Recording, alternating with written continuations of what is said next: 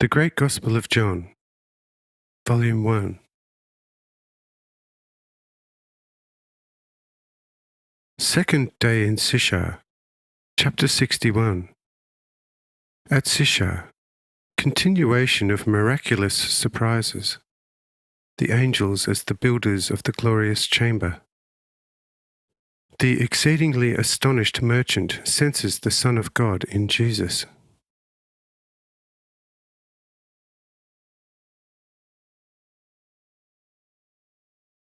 On reaching the first story, he notices the aforementioned wing and enchantedly runs through the open door, looks at the great hall and collapses in wonder.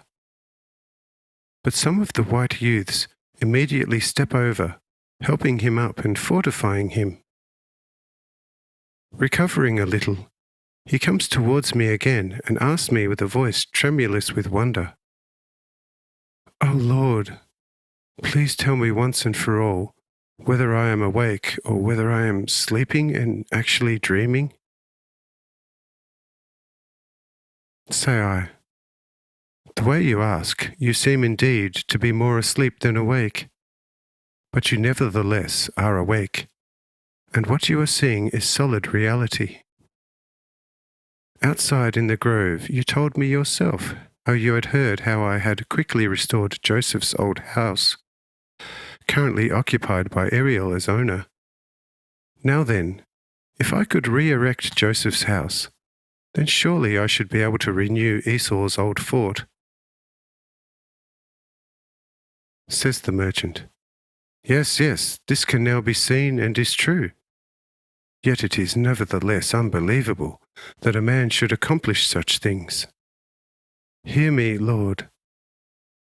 If you are not a prophet like Elijah, then you must be either an archangel in human form, or in the end Jehovah himself, because such things are possible only to God. Say I, Yes, if you had seen no sign you would not have believed me. Now you believe me, of course, but in such faith you are not free in spirit. But so that you would nevertheless become freer in spirit, I say unto you, not I, but these many youths did this.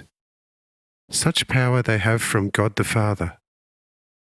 These you may ask how they went about it. Says the merchant, That's right. I had already asked Jonael outside where these gloriously beautiful young beings came from, but did not get an answer, and was simply referred to you. When I came over to you, I strangely enough forgot all about it. I became concerned only with yourself, and our discourse took quite a different direction.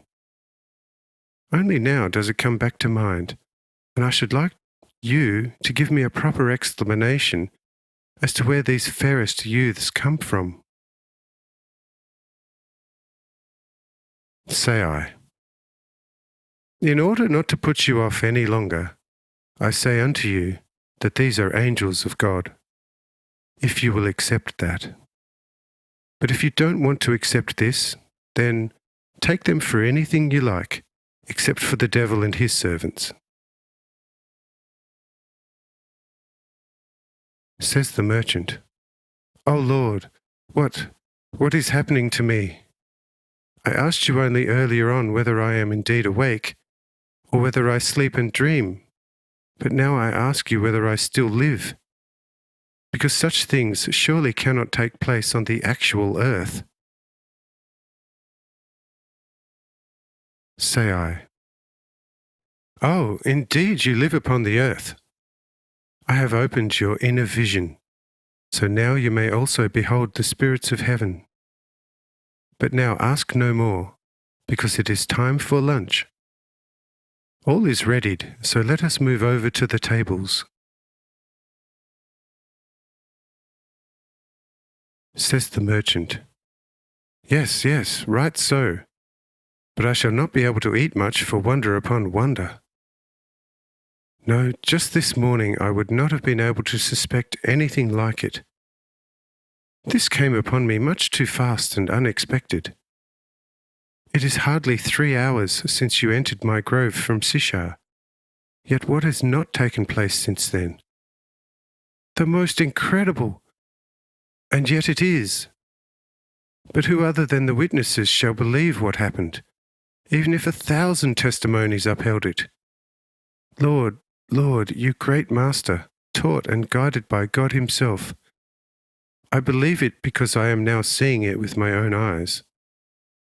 But tell 1,000 others, they will not only disbelieve, but be offended, and call the testifier an outrageous liar. Hence, do not pass it on anywhere, for this thing is too marvellously great. Who has ever beheld a glory like this whole?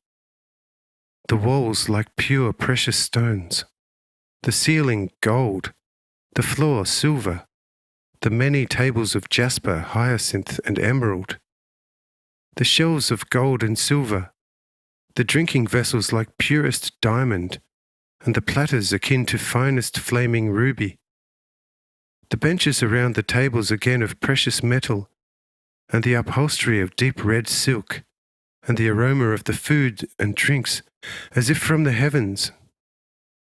And all this in, say, 3 hours? No, this is incredible many times over. Lord, you must be either God Himself or at least definitely God's Son. Say I, Indeed, indeed. But now to the meal. After the meal, you shall find out more. But now I add no more before the meal. Just behold the many who are hungering and thirsting, as it is quite warm today. Hence, let them first be refreshed and fortified. Then everything spiritual shall come into its own again.